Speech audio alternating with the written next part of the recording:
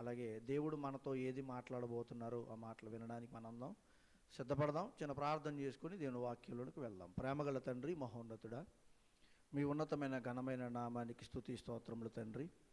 గతించిన కాలమంతా కాపాడి నడిపించి ఆదరించి ఈ సమయంలో నేను మిమ్మల్ని స్తుతించడానికి ప్రార్థించడానికి విలువైన మీ సమయాన్ని మేము తండ్రి గడపడానికి ఇచ్చిన అవకాశాన్ని బట్టి వందనాలు. మా జీవితంలో విలువైన సమయం ఏదైనా ఉన్నదంటే నీతో గడిపే సమయమేనైనా. ఈ యొక్క సమయంలో తండ్రి ఇంతవరకు ప్రార్థనతో మీతో మాట్లాడడం అవకాశాన్ని ఇచ్చారు. మీరు మాతో మాట్లాడే అవకాశాన్ని ఈ వాక్యం ద్వారా తెలియజేస్తున్న మాటలను మేమందరము గ్రహించి మా హృదయాలను మీ వాక్యం వైపు మలుచుకోవడానికి, ఈ లోకాశలు వాటిని తండ్రి దూరపరుచుకుంటూ తండ్రి ఏదైతే మీరు మాట్లాడుతున్నారో, ఏదైతే మాకు చెబుతున్నారో ఆ మాటలు మా హృదయాల్లో బలపరిచి భద్రపరిచి మీరే మహిమ పొందుకోమని, మార్పుకై మమ్మల్ని నడిపించమని యేసుక్రీస్తు వారి పేరిట బ్రతిమాలుకుని వేడుకొచ్చున్నాము తండ్రి, ఆమెన్. ప్రియ సంఘబిడ్డలారా, మనమందరం కూడా ప్రతి విషయాల్లో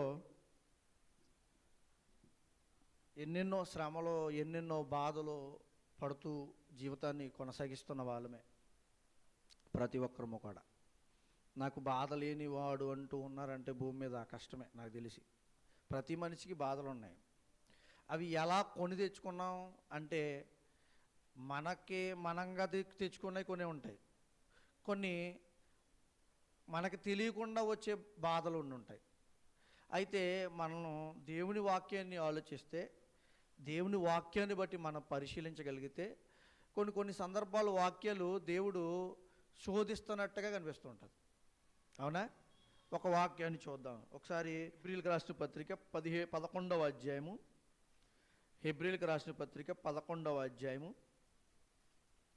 17వ వచనం చూడండి. అబ్రహాము శోధింపబడి విశ్వాసమును బట్టి, ఇక్కడ ఏమని రాయబడి ఉందంటే ఇస్సాకు విషయంలో అబ్రహాం అంట శోధింపబడ్డని రాయబడింది. శోధింపబడని ఉంటుంది. ఈ మాట ఒకసారి మనం ఆదికాండ గ్రంథానికి వెళ్తే, ఆదికాండ గ్రంథము 22వ అధ్యాయము 1వ వచనంలో ఇదే మాటను ఎలా రాశారు చూడండి. అక్కడ ఆదికాండ గ్రంథము 22వ అధ్యాయము 1వ వచనం. ఆ సంగతులు జరిగిన తర్వాత దేవుడు అబ్రహామును పరిశోధించెను. అక్కడ శోధింపబడి రాయబడింది, ఇక్కడ పరిశోధించబడిన రాయబడింది. శోధనకి పరిశోధనకి చాలా తేడా ఉంటుందండి. అవునా? శోధన అంటే ఏంటి? బాధ పెట్టేది, నలిచేది, గుచ్చేది, మన శరీరాన్ని బాధ పెట్టడమో, మన జీవిత సంబంధమైన విషయాల్లో ఏయో బాధలు కలగడమో, ఏ ఒక్క బాధలను వాటిని ఏమంటారంటే శోధన అంటాం మనం. పరిశోధన వేరు, శోధన వేరు, పరిశోధన వేరు. కానీ రెండు పదాలు బైబిల్లో ఉపయోగించారు. పరిశోధనని ఉపయోగించాడు, శోధనని ఉపయోగించాడు. మరి ఏ పదాన్ని మనం తీసుకోవాలి? దేవుడు ఎప్పుడు కూడా మనుషుల్ని బాధ పెట్టి శోధించడండి. గమనించండి జాగ్రత్తగా. అందుకే దేవుని నమ్మిన వారికి నమ్మని వారికి ఒకే విధమైన న్యాయ పరిపాలన చేస్తున్నాడు, నీతిపరుడైన. అర్థమవుతుంది? అలాంటప్పుడు మరి శోధన అనే మాట ఎందుకు రాయబడింది? ఈ పదం అర్థం ఏంటో తెలుసా? హెబ్రీలు అసలు ఏమని రాయబడిందంటే నాసహ అనే పదం రాయబడింది ఈ పదానికి. హెబ్రీ పదం, ఆ పదం పరిశోధన అంటే పరీక్షించడం. చాలా సందర్భాలు ఇంకా కొన్ని వచనాలు చూస్తే పరీక్షించడం. చూడండి, మనం పిల్లల్ని స్కూల్కి పంపుతాం. ఫోన్లు కట్టండి దయచేసి. స్కూల్కి పంపుతాం. స్కూల్కి పంపినప్పుడు మంచి మార్కులు, ఎప్పుడు మంచి మార్కులు వచ్చేస్తున్నాయి పిల్లలకి. ఎప్పుడు మంచి మార్కులు వచ్చేస్తున్నాయి. 100కి 90% వచ్చేస్తున్నాయి, లేదా 100కి 100% వచ్చేస్తున్నాయి. ఇంటికి వచ్చేటప్పటికి చూస్తున్నాం, ఒరే ఏబిసిడీలు ఒకసారి చెప్పరా అన్నాడు తండ్రి. ఏబిసిడీలు ఒకసారి చెప్పన్నాడు అనుకోండి, ఏమంటాం? ఆడు ఏం మాట్లాడకుండా ఉన్నాడు అనుకోండి, ఇదేంటి 100కి 100 వచ్చేస్తున్నాయి, వీడు పోనీ చదవట్లేదు ఇంటి దగ్గర, మరి అయినా కూడా ఏంటి ఎలా వస్తున్నాయి అని ఆలోచించరా? అప్పుడు ఏమంటారు మీరు? ఏమంటారు? అబ్బా చాలా బాగా చదువుతున్నాం అంటారా? డౌట్ వస్తుంది మీకు. డౌట్ వస్తున్నప్పుడు అప్పుడు ఏం చేస్తారు? వెళ్ళి మాస్టర్ దగ్గరికి వెళ్ళి వీడికి సరైన పరీక్ష పెట్టండి, సరైన కరెక్ట్ అయిన పరీక్ష పెట్టండి. కొంతమంది స్కూల్లో వాళ్ళు కూడా ఏం చేస్తారంటే పిల్లల్ని సరిగ్గా వారిని నేర్పకుండా, వారికి సరైన బోధన విధానం చేయకుండా, వాళ్ళు సరిగా చదవలేదు అనుకోండి, ఫీజులు ఆగిపోతాయి, మళ్ళీ క్లాస్ మారలేదు అనుకోండి, ఫీజు లేకపోతే ఇటు సరిగ్గా చదవట్లేదని మార్కులు తక్కువ అనుకోండి, ఏమంటారు, ఇంకా ఇక్కడ వద్దు ఇంకో స్కూల్ వేసేద్దాం అని మార్చేస్తారేమో అని అతను ఏం చేస్తాడో 100కి 100 వేస్తాడు. అప్పుడు ఊరుకోరు. మీరు ఏం చేస్తారో పరిశీలించండి, సరైన పరీక్ష ఎట్టండి అని అడుగుతారు, నేర్పండి సరిగ్గా అంటారు.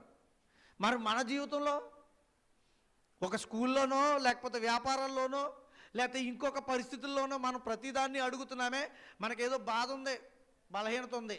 మొన్న ఒక ఆయన అలాగే ఏదో నొప్పి వస్తుందంట లోపల, అంతమాటు వెళ్ళి డాక్టర్ దగ్గరికి వెళ్ళాడు, మందులు రాసిచ్చాడు, వేసుకున్నాడు, తగ్గుతుంది అనిపిస్తుంది కానీ తగ్గట్లే. మళ్ళీ కొన్ని రోజులకి మళ్ళీ వెళ్ళాడు, మళ్ళీ తగ్గుతుంది అనిపిస్తుంది కానీ ట్యాబ్లెట్లు వేసుకున్నాడు, తగ్గట్లే.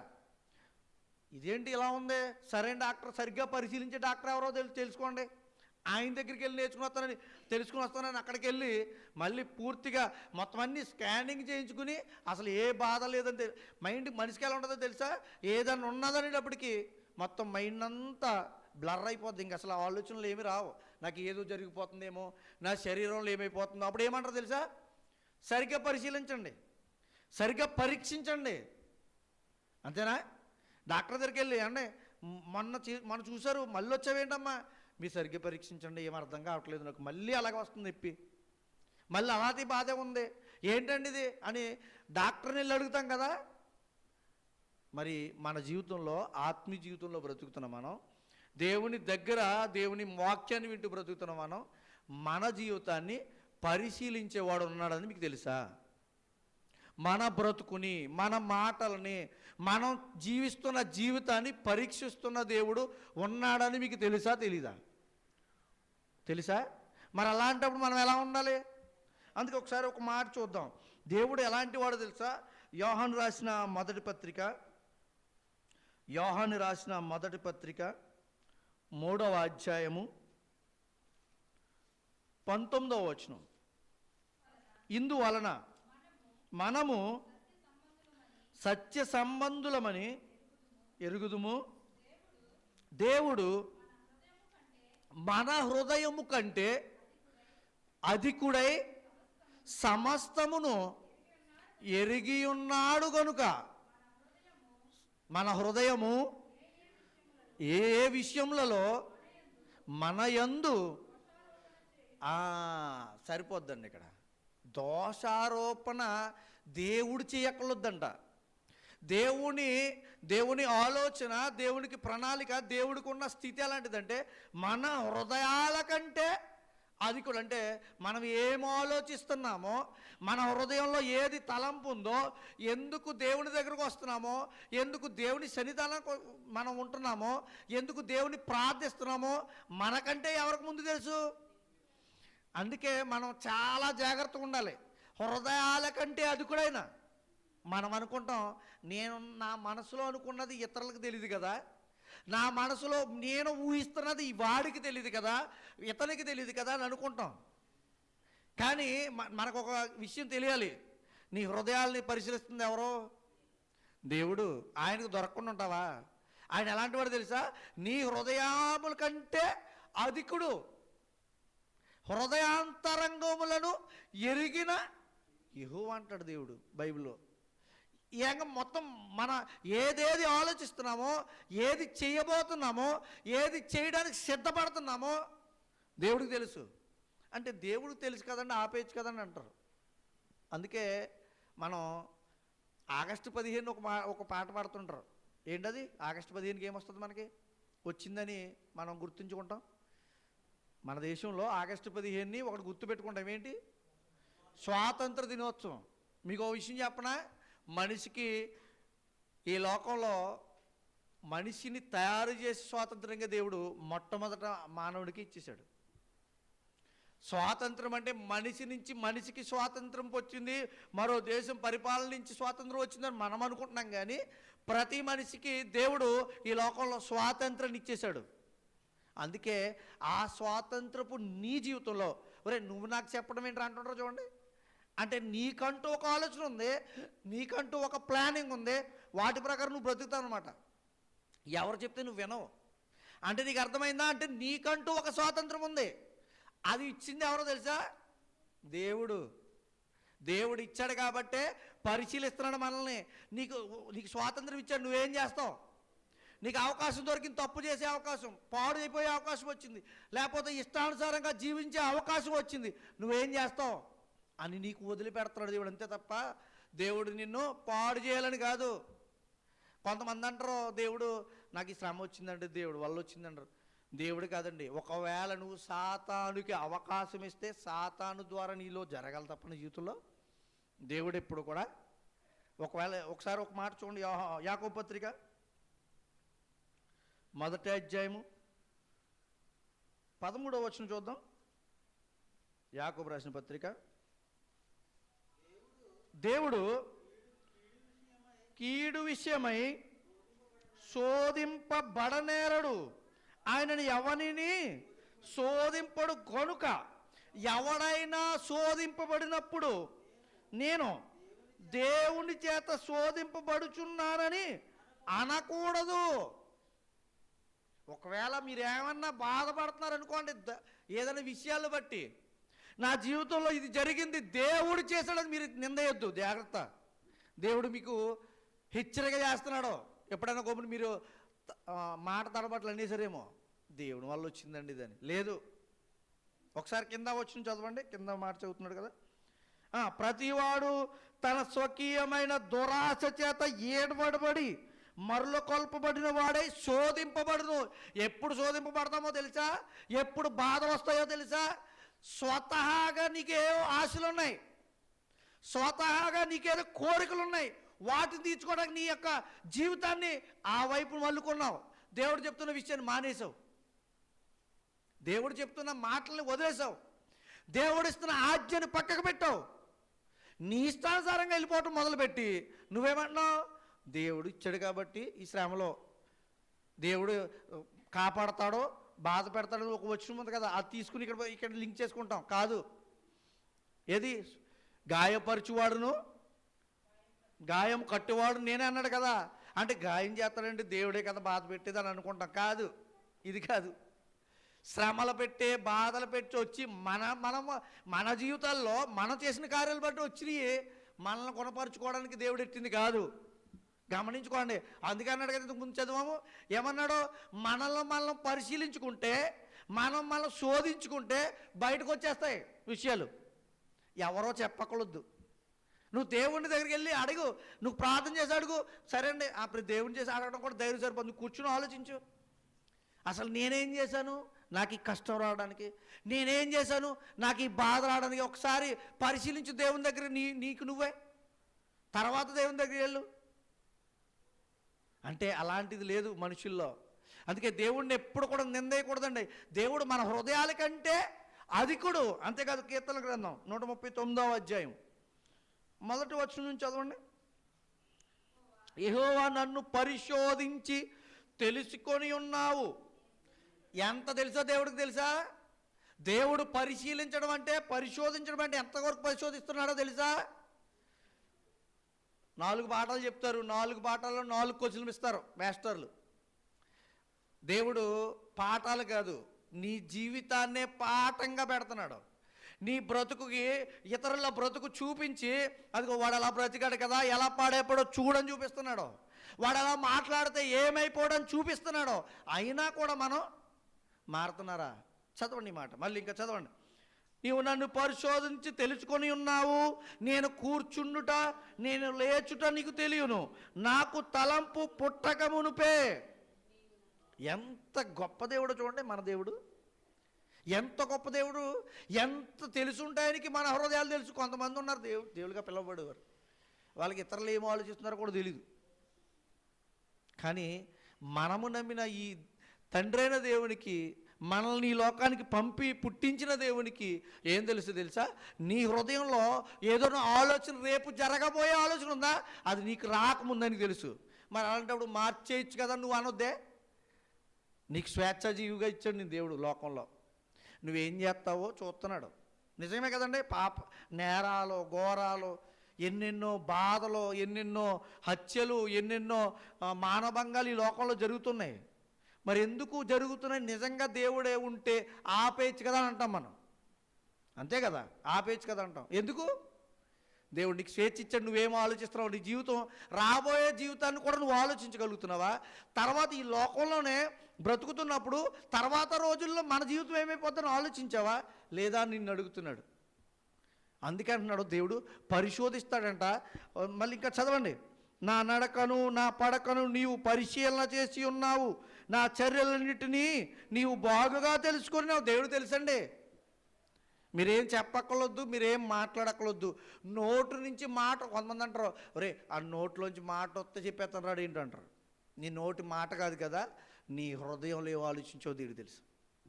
నీ నోట్లోంచి మాట వస్తేనే ఒక వ్యక్తి చెప్పగలడు, లేకపోతే నీ పని చూసి ఒక వ్యక్తి చెప్పగలడు. నువ్వేం చేస్తున్నావో పనులు బట్టి నీ యొక్క ఆలోచన వాడు చెప్పగలడు. కానీ దేవుడు వాడు ఏం అవసరంలా, ఆ ఏం అవసరం ఆయనకి. ఎందుకని? ఆయన దేవుడై ఉన్నాడు కాబట్టి. ఆయనకున్న స్థితి అలాంటిది. మనం గమనించుకోం, మనం ఆలోచించం. ఏం కాదు, దేవుడు అంటే ఏముందండి, వెళ్ళి ప్రార్థన చేసుకుని దండం పెట్టుకుని తలుచుకుని వచ్చేసామా అయిపోయామా అంతే దేవుడు అనుకుంటున్నాం. దేవుడు అంటే ప్రార్థన చేయడానికి, లేకపోతే మాకేదో మేలు చేయడానికి, మమ్మల్ని ఏదో సంపన్నులు చేయడానికి, మా బ్రతుకు బాగుండడానికి ఇటుకే దేవుడు అనుకుంటున్నారు. నిన్ను పరిశీలిస్తున్నాడు దేవుడు, నిన్ను పరిశోధిస్తున్నాడు దేవుడు. చదవండి.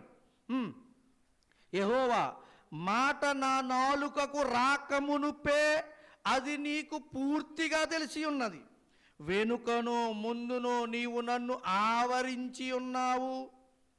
ఎంత ఉందో చూడండి దేవుని ప్రణాళిక మన మీద, ఎంత ప్లానింగ్ ఉందో చూడండి మన మీద. ఎంత ఇష్టపడితే ఒక స్త్రీ, ఒక యవనంలో ఒక స్త్రీ ఉందనుకోండి, యవనుడు ఒక అబ్బాయి ప్రేమిస్తున్నాడు అనుకోండి, ఎంత పరిశీలిస్తాడో తెలుసా, ఎంత తిరుగుతాడో తెలుసా కదా. ప్రేమించాడు కాబట్టి తిరుగుతాడు. ప్రేమించిన వాళ్ళు వెనకాల తిరగరు. ప్రేమించిన వాడు తిరిగి ఏం చేస్తాడో, ఆమెకి ఏమి ఇష్టమో, ఏది అవసరమో, ఏది మాట్లాడుతుందో, ఏ బాధ వస్తుందో అన్నీ గమనిస్తుంటాడు. నిజంగా ఒక వ్యక్తే, ఒక మనిషి నిజంగా కొన్ని వాటిల్లో అతనికి తెలీదు, వెళ్ళలేడు కదా. ప్రతి దాంట్లో ఉండగలదురా, ప్రతిదీ చేయగలుగుతాడు, ఆమెకి చేయలేడు. కానీ దేవుడు అలాంటి వాడు తెలుసా. ఆ ఒక్క వ్యక్తి అనుకోకండి, భూమి మీద పుట్టిన ప్రతి మనిషి ఆయనకి ఇష్టమే. అందరి హృదయాలు పరిశీలిస్తున్నాడు. అందుకే ఆయన ఇష్టం కాబట్టే ఈరోజు మనిషి పుట్టి బ్రతుకుతున్న మనిషి తన ఇష్టానుసారంగా బ్రతికి నరకానికి వెళ్ళిపోకూడదని ఈరోజు దేవుని వాక్యాన్ని అనేక సంఘాల ద్వారా, అనేక సేవకుల ద్వారా మనకి వినిపింపజేస్తున్నాడు. గమనించుకోవాలి. ఇది నిన్ను ప్రేమించాడు కాబట్టే, నువ్వంటే ఇష్టం కాబట్టే, నిన్ను పరిశోధిస్తున్నాడు కాబట్టే. నువ్వు పరిశోధిస్తున్నప్పుడు నువ్వు ఎక్కడికి వెళ్ళిపోతావు అర్థమవుతుందో తెలుసా దేవునికి? నరకానికి వెళ్ళిపోవడం దగ్గరలో ఉన్నావు. అందుకేనండి ఈ మాటలను వినిపిస్తున్నాడు. అందుకేనండి మనతో చెప్తున్నాడు. ఎందుకంటే ఆయన హృదయాంతరంగంలో ఎరిగిన దేవుడు.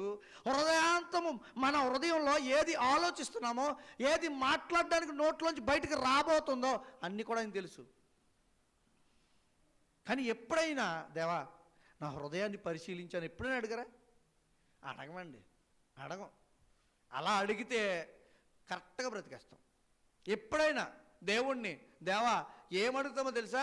నాకు అది చెయ్యి, నాకు ఇది బాగోలేదు, నా హెల్త్ బాగోలేదు, నా పరిస్థితి బాగోలేదు, నా ఆరోగ్యం బాగోలేదు, లేకపోతే నా ఇంట్లో బాగోలేదు, నా పని బాగోలేదు, ఇవే అడుగుతాం.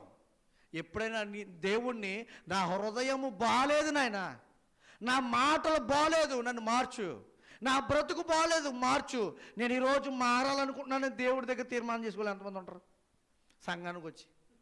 కష్టం కదా, సంఘాలు అలా లేవు కదా. అలాంటి పరిస్థితుల్లో దేవుడు నిన్ను అడుగుతున్నాడు. ఈ వాక్యం ద్వారా పరిశీలిస్తున్నాను, మిమ్మల్ని పరిశోధిస్తున్నాను, జాగ్రత్త. ఒక పోలీసు వ్యక్తి కూడా మనల్ని అంతగా పరిశీలించలేడు. ఒక న్యాయమూర్తి కూడా, న్యాయమూర్తి కూడా అంత పరిశీలించలేడు. మనం ఏంటో, అవునా? మన ఇంటి పక్కన వారు కూడా మనం పరిశీలించలేరు. మన తల్లిదండ్రులు కూడా అంత పరిశీలించలేరు. మన పిల్లలు కూడా మనల్ని అంత పరిశీలించలేరు. కానీ ఎవరు పరిశీలిస్తున్నారో తెలుసా? దేవుడు మనల్ని పరిశీలిస్తాడు. ఎంత భయమో ఉండాలంటే మనిషికి. ప్రతి క్షణం మనల్ని పరిశీలించే దేవుడు మనతో ఉన్నప్పుడు మనం ఎంత జాగ్రత్తగా ఉండాలి. ఇంకా కొన్ని విషయాలు కూడా చూసుకుని వెళ్దాం. ఇంకా ఏమన్నాడు? సామెతల గ్రంథము 17వ అధ్యాయం. మనం అనుకుంటాం, ఎందుకండి దేవుడు నన్ను పరిశీలించాలా అని అడుగుతాం ఒకవేళ. సామెతల గ్రంథం 17వ అధ్యాయం 3వ వచనం చదువుదామా. వెండికి మోస తగినది, బంగారులకు కొలిమి తగినది, హృదయ పరిశోధకుడు యెహోవాయే. వెండి బాగుపడాలనుకోండి, వెండి సరి అవ్వాలనుకోండి, మోస తగ్గిందంట. వెండిని ఎలా హీట్ చేస్తారో తెలుసా? దానికి ఒక వెండిని తయారు చేయడానికి ఒక సెపరేట్గా ఉంటుంది. దాన్ని దాంట్లో వేసినప్పుడు బాగా కాలిన తర్వాత పైన తేటగా ఒకటి తేలుతుంది, అది తీసి పక్కన వేస్తారు. తర్వాత ఏముంటుంది తెలుసు? దాంట్లో శుద్ధమైన వెండి ఉంటుంది. బంగారం కూడా కొలిమిలో కాలుస్తారు. అప్పుడే దాంట్లో మళ్ళీ పైది చెత్త వచ్చింది ఏమైనా ఉందనుకో తీసేసిన తర్వాత, అంటే అంత పరిశీలన చేస్తాడండి నేను దేవుడు. అంటే నీలో చెత్త ఎంత ఉందో ఎవరు తెలుసు? మరి తీయాలంటే నువ్వు అవకాశం అసలు ఇస్తామండి. మనం ఏదైనా దేవుని మాట వినబడింది అనుకోండి, ఇది నా కోసం చెప్తున్నాడు ఈయన అని అనుకుంటాం. మన హృదయాల్లో మనం దేవుడు మాట్లాడుతున్నాడు ఈరోజు నాతోటి, దేవుని వాక్యం ద్వారా ఈ సేవకుడు మాట్లాడుతున్నాడు. ఏమంటే మనుషుల కోసమంటే వాక్యం వచ్చేది మనకి, మనుషులను బట్ట వాక్యం చెప్పేది. పోనీ ఒక వ్యక్తిని గురించి ఇక్కడ ఏమైనా మీ గురించి రాశారండి ఈ వచనాల్లో? పోనీ చెప్పండి, మీ పేరేమైనా రాసి పలానా టైంలో అల్లొస్తారో ఇది చెప్పండి అని చెప్పారా? కాదే, ఇది అందరికీ సంబంధించిందే కదా. హృదయ పరిశీలకుడు యెహోవా అయినప్పుడు నీకు ఏ మాట కావాలో ఆయన తెలుసు. నువ్వే మాట చెప్తే మారుతావు ఆయన తెలుసు. ఏ మాట చెప్పినా నువ్వు మారవో కూడా తెలుసు దేవుడికి, అయినా కూడా చెప్పిస్తాడు. అంటే దేవుడు అంట ఏమంటే మొత్తం చెత్త తీసి ఎలా క్లియర్ చేస్తామో మనం దేవుని దగ్గర సరెండర్ ఇవ్వనుకోండి, దేవుని దగ్గర తల ఉంచి ప్రతి దాంట్లో ఒకవేళ పరిశోధనలు వచ్చి మళ్ళీ బాధలు వచ్చినాయా, ఒకవేళ మనల్ని మనం పరిశీలించుకోవాలి, ఇది నా వల్ల వచ్చిందా? అయితే దేవా ఈ చెత్తని నాలోని తీసే అని నువ్వు దేవుణ్ణి అడగాలి. దేవా ఈ ఈ ఈ ఏదైతే చెడు ఉందో నా జీవితంలో నువ్వేది క్లియర్గా కావాలనుకుంటున్నావో అది తీసేసి నన్ను క్లియర్గా చేయి అని దేవుణ్ణి అడగాలి. అందుకే హృదయ పరిశీలించడానికి ఎవరు సరైన వారు? యెహోవా దేవుడు అంట. ఇంకొక మాట కూడా చూద్దాం. ఇర్మియా గ్రంథం 11వ అధ్యాయం 20వ వచనం. ఇక్కడ కూడా అదే మాట అంటే చూడండి, హృదయాన్ని పరిశీలిస్తాడు ఆయన. నీతిని బట్టి తీర్పు తీర్చుచు జ్ఞానేంద్రియములను హృదయములను శోధించువాడు సైన్యములకు అధిపతి యగు యెహోవా. ఇక్కడ ఎలా బట్టి తీర్పు తీరుస్తాడైనా? మనం అనుకుంటాం అన్యాయం జరిగిందని నా జీవితంలో అంటాం చాలా విషయాల్లో. నాకు అన్యాయం జరిగిందండి, నీకు అన్యాయం జరిగిందంటే ఎలా జరిగింది? మనం అనుకుంటాం దేవుడు చేశాడు లేకపోతే ఇంకొకరు చేశారు. మొట్టమొదటగా ఏదైనా మన జీవితంలో జరిగిందంటే దానికి కారణం ఎవరో ఎత్తుక్కోవాల్సిన బాధ్యత ఎవరిదో తెలుసా? మనదే. ఎవరో వచ్చి పాడు చేశారని నువ్వు చెప్పకు. ఇక్కడ అదే అంటున్నాడు. ఇక్కడ ఏం మాట్లాడుతున్నాడు చదవండి మాట మళ్ళీ. నీతిని బట్టి తీర్పు తీర్చుచు జ్ఞానేంద్రియములను, జ్ఞానేంద్రియాలు అంటే ఏంటి? కన్ను, ముక్కు, నోరు, ఇవన్నీ కూడా జ్ఞానేంద్రియాలు మనిషికి. వీటన్నిటిని కూడా పరిశీలిస్తాడంట. మన డాక్టర్ గారి దగ్గరికి వెళ్ళామనుకోండి, చెత్తస్కోప్ పెట్టి చూస్తే కానీ గుండె ఎలా కొట్టుకుంటుందో తెలీదు. అది ఒకవేళ ఎంత స్పీడ్ కొట్టుకుంటుందో తెలియాలనుకోండి, పట్టుకెళ్ళి స్కానింగ్ చేయించుకురా. ఏది? ఈసీజీ తీస్తే ఎన్నిసార్లు కొట్టుకుంటుందో, ఆ కొట్టుకునే స్థితి ఎలా ఉందో చెప్తాడు. అక్కడ కానీ పరిశీలించి ఈ గుండె ఎలా కొట్టుకుని ఉండదు, కనపడితే కనపడదు, కంటికి కనపడదు. ఇంకా జ్ఞానేంద్రియాలు, కన్ను ఏం చూస్తున్నామో, నా కన్ను ఏం చూస్తుందో నాకే తెలుస్తుందా? మీకు తెలుస్తుందా? నాకే తెలుస్తుంది.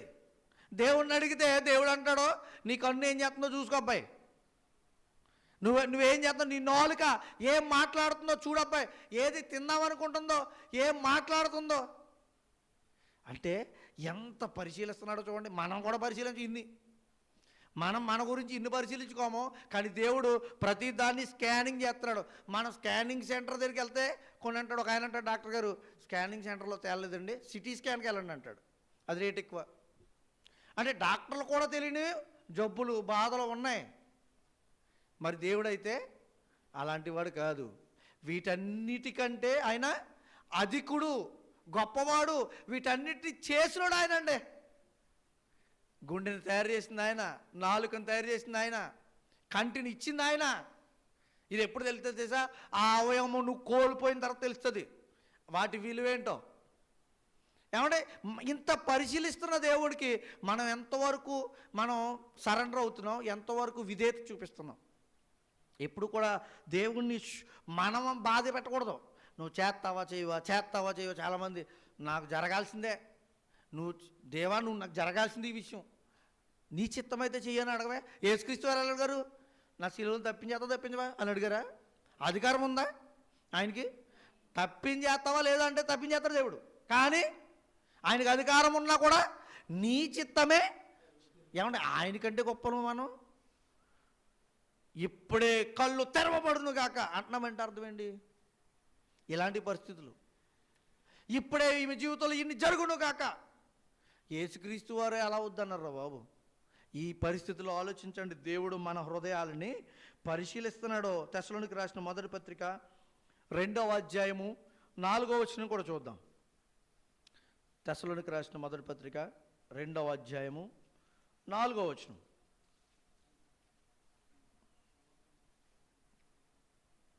సువార్తను మాకు అప్పగించుటకు యోగ్యులమని దేవుని వలన ఎంచబడిన వారమై మనుషులను సంతోషపెట్టువారము కాక మన హృదయములను పరిశీలించు దేవునినే సంతోషపెట్టువారమై బోధించుచున్నాము. భక్తుడు బోధకుడు ఇక్కడ చెప్తున్నాడు, పౌలు గారు చెప్తూ, ఎవరిని ఆనంద పెడదాం అనుకుంటున్నాడంట? హృదయాలను పరిశీలించే దేవుణ్ణి. ఇప్పుడు నేను ఉన్నదనుకోండి, నేను వాకింగ్ చెప్పి వెళ్ళిపోయాను అనుకోండి, నేను ఎలా బ్రతుకుతున్నానో, నేను ఎలా మాట్లాడుతున్నానో ఎవరికి తెలుసు? పౌలు గారు అంటున్నాడు, నా హృదయము సమస్తం ఎవరికి తెలుసు? ఆయనకు తెలుసు. నేను ఆయనకు భయపడి చెప్తున్నాను. హృదయాలను పరిశీలించి దేవుని అంటే నేను ఎంత కట్టుకుంటే చెప్పగలను ఆ మాట? అంత దృఢంగా చెప్తున్నాడు ఆయన. మనం అలా ఉండాలండి, మనం అలా ఉండాలండి, అంత దృఢంగా ఉండాలండి, అంత స్టాండర్డ్ నీతిపరుడుగా బ్రతకాలండి మనం. దేవుడు అది కోరుతున్నాడు. మరొక మాట కూడా చూద్దాం. కొరింథీయులకు రాసిన మొదటి పత్రిక 4వ అధ్యాయము 5వ వచనం. మీకు చాలా వరకు అర్థమైపోవాలి దేవుడు మనల్ని పరిశీలిస్తున్నాడు.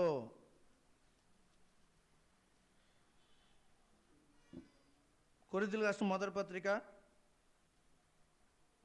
4వ అధ్యాయం 5వ వచనం.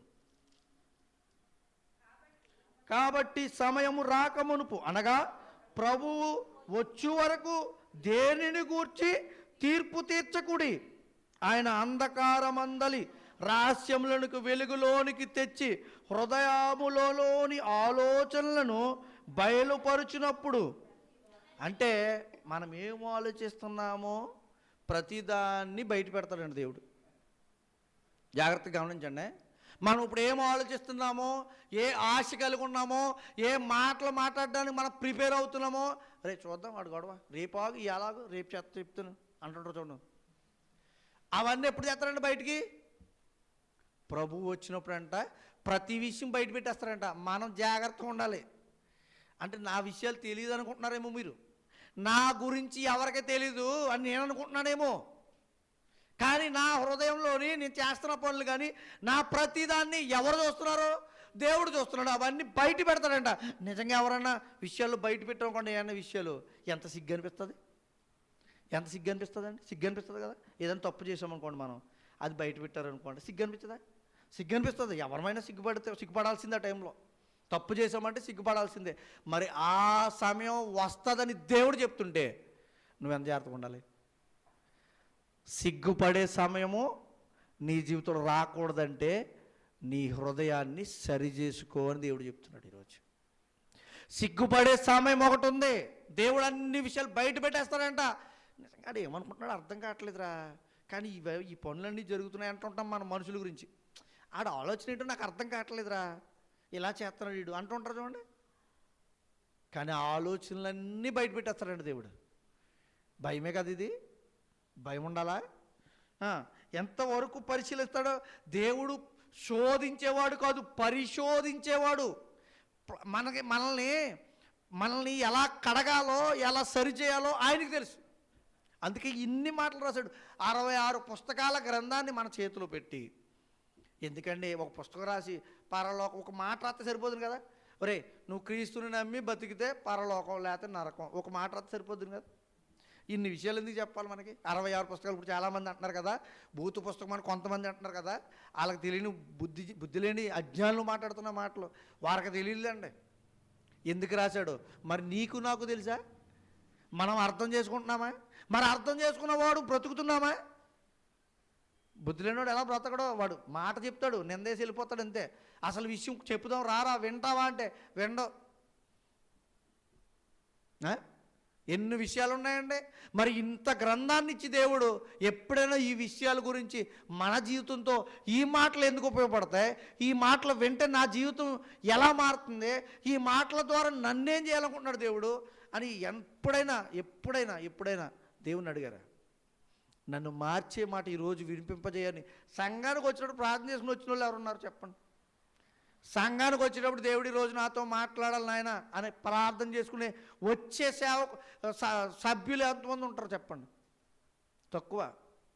గర్వపడుతూ ఈరోజు లోకంలో చాలామంది, ప్రపంచంలోనే చాలామంది గర్వపడుతున్నారు దేవుడికి వ్యతిరేకంగా తిరిగి. దేవుడు మాత్రం ఊరుకోడు. తన చేతిలో ఏముంది తెలుసా?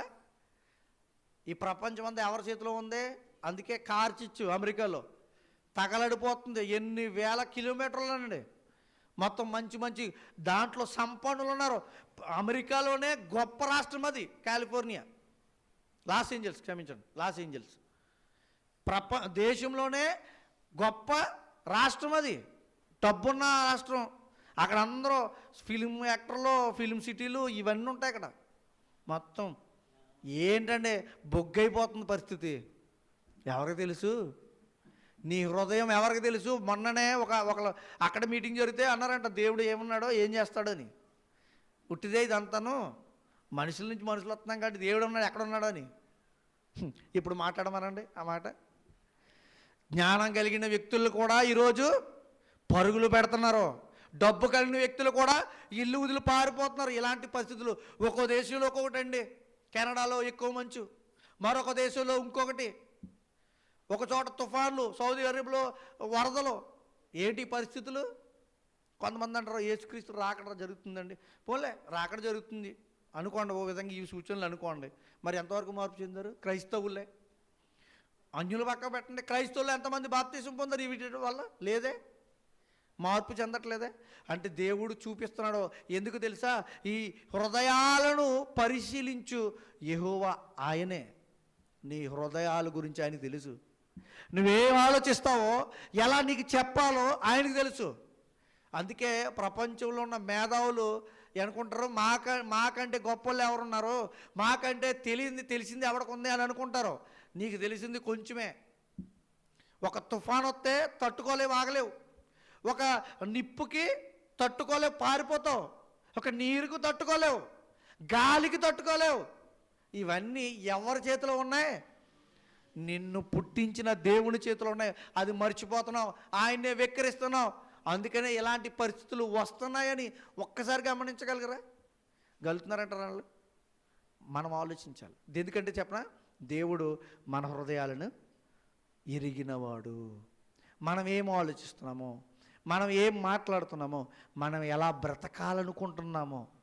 నీ ఆశ దేవుని వైపు ఉందా, లోకం వైపు ఉందా? నీ ఆశ ఈ లోక డబ్బుల మీద ఉందా, లేకపోతే దేవుడిస్తున్న రక్షణ మీద ఉందా? నీ ఆశ ఈ లోకంలో హంగుల ఆర్భాటాల మీద ఉందా, దేవునిలో నెమ్మదిగా బ్రతికే విధంగా ఉందా? ఇవన్నీ పరిశీలిస్తున్నాడండి దేవుడు, ఇవన్నీ పరిశీలిస్తున్నాడండి. చూడండి, మరొక మాట కూడా చూద్దాం. కీర్తన గ్రంథం 66వ అధ్యాయం 10వ వచనం. కీర్తన గ్రంథం 66వ అధ్యాయం 10వ వచనం.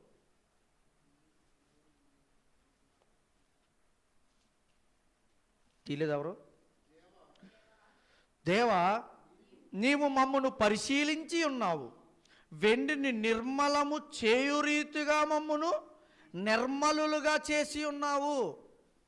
ఎలా పరిశీలిస్తాడంట? వెండిని నిర్మలం అంటే వెండిలో చాలా చెడు. ఇప్పుడు మనం వెండి వస్తువులు ఉన్నాయి, పట్టుకెళ్ళి మనం కొత్త మార్చుకుంటుంటాం. మార్చుకునేటప్పుడు అవి ఇచ్చినప్పుడు వాళ్ళు ఏం చేస్తారు?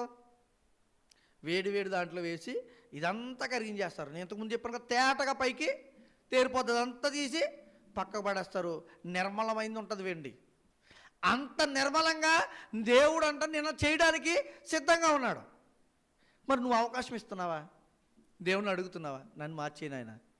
ఎప్పుడైనా దేవుణ్ణి నన్ను మార్చు దేవా నువ్వు దేవుణ్ణి అడగవా? అలా అడగం. మనకు కావాల్సినవన్నీ అడుగుతాం. మరొక మాట కూడా చూద్దాం. యెషయా గ్రంథము 48వ అధ్యాయం, ఇక్కడ కూడా అదే మాట అంటాడు చూడండి, వెండి విషయంలోనే. యెషయా గ్రంథము 48వ అధ్యాయం 10వ వచనం.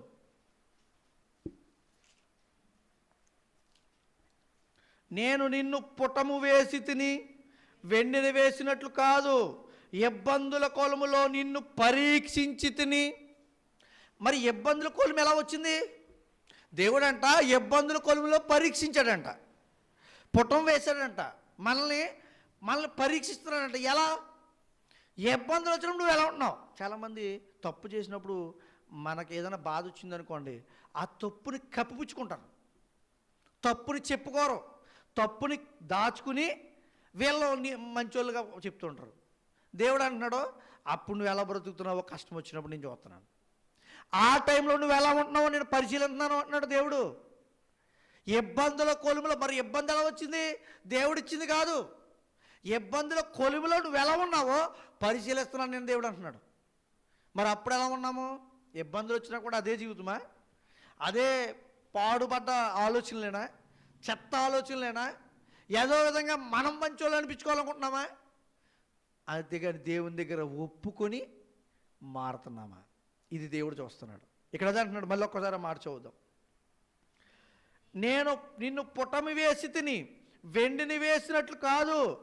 అంటే ఇంకా క్లారిటీగా ఉండాలంటే వెండిలో కొంచెం తీసినా ఎంత కొంచెం చెత్త ఉంటుందేమో, అలా కూడా కాదు, ఇంకా ఇబ్బందుల కొలిమిలో నిన్ను పరీక్షించి తిని.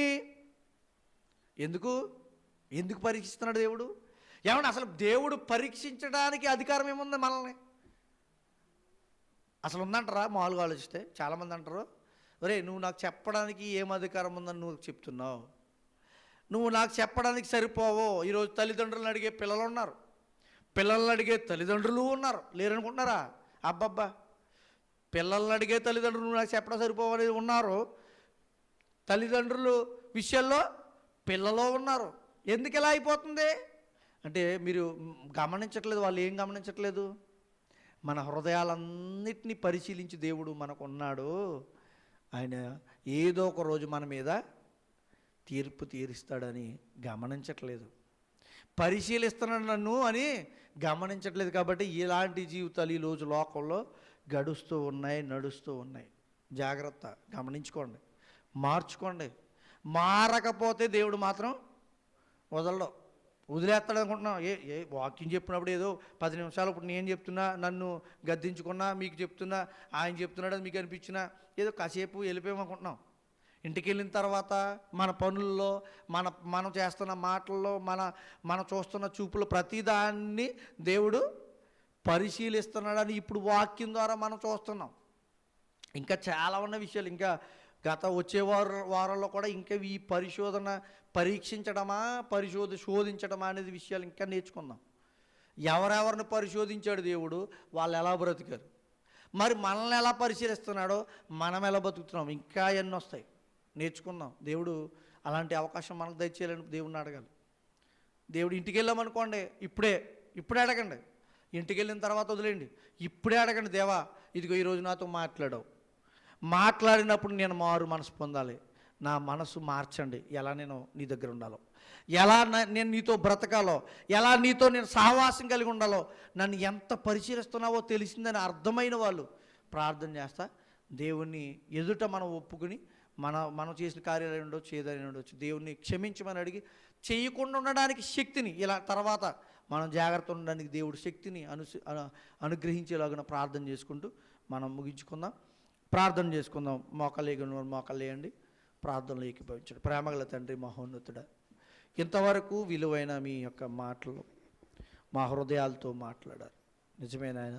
మేము ఏదైనా విషయాల్లో తప్పిపోతున్నామంటే, ఏదైనా విషయాల్లో తప్పుగా ఆలోచిస్తున్నామంటే మేము ఎవరికి తెలియదు అనుకుంటున్నామేమో నాయన, నన్ను క్షమించండి, మమ్మల్ని క్షమించండి నాయన. అలాంటి చెడు సంబంధమైన విషయాలు, చెడు సంబంధమైన ఆలోచనలను మాలోని తీసివేయండి. మీరు మమ్మల్ని పరిశీలిస్తున్నారని మీ వాక్యం ద్వారా తెలియజేశారు నాయన. తండ్రి, జాగ్రత్తగా బ్రతికే అవకాశాన్ని మాకు దయచేయండి. నీ విలువ కలిగిన సమయంలో మీరు ఇచ్చిన వాక్యంలో ఎంతో తండ్రి మమ్మల్ని గద్దిస్తున్న ఈ సందర్భంలో మేము మార్చుకుంటూ ఎలా బ్రతుకుతున్నాం అనే మీ ప్రశ్నను తండ్రి మేము వేసుకుని మేము జాగ్రత్తగా మమ్మల్ని మేము పరిశీలించుకుంటే మీ ఎదుటికి రాలేకపోవచ్చు నాయన. మమ్మల్ని మేము పరిశీలించుకుంటూ సరి చేసుకుంటూ నీతిపరులుగా మీరు ఇచ్చిన యథార్థత హృదయాన్ని కలిగి నాయన ఎలా అయితే మమ్మల్ని ఈ లోకంలో శుద్ధులుగా చేస్తూ ఉన్నారో ఆ శుద్ధీకరణ జీవితంలో మేము బ్రతకడానికి సహాయం దయచేయండి. ఇంకా ఎవరైతే రక్షణలోకి రాలేదో నాయన వారు రక్షణలోకి రావడానికి మీ పురిగొల్పును సహాయాన్ని దయచేయండి నాయన. ప్రతి మనిషిని ప్రతి హృదయాన్ని పరిశీలించి దేవుడు మాతో ఉన్నాడని భయము కలిగి జీవించడానికి మీ కృపను చూపించమని ఈరోజు తండ్రి ఇచ్చిన ఈ అవకాశాన్ని బట్టి స్తుతి స్తోత్రములు చెల్లించుకుంటూ దీనుని దరిద్రుని నీ ఎదుట నిలబడ్డానికి పనికిరాడు నన్ను తండ్రి నిలబెట్టుకుని ఈ విధంగా మాట్లాడి మమ్మల్ని బలపరిచిన విధానం బట్టి లెక్కలేని స్తుతి స్తోత్రములు చెల్లించుకుంటూ మమ్మల్ని అందరినీ ఆత్మీయంగా బలపరచండి, సహాయం తెచ్చండి. లేవనెత్తి ఆత్మీయంగా తండ్రి నీలో బ్రతుకుతూ ఇంకా తండ్రి విలువగా స్థిరులుగా నిలబడడానికి మాకు అవకాశాన్ని దయచేయమని ప్రార్థిస్తూ క్రీస్తు వారి పేట ఇచ్చిన ప్రార్థన బ్రతిమాలకు వేడుకొచ్చున్నాము తండ్రి. ఆమేన్. అందరికీ వందనాలండి.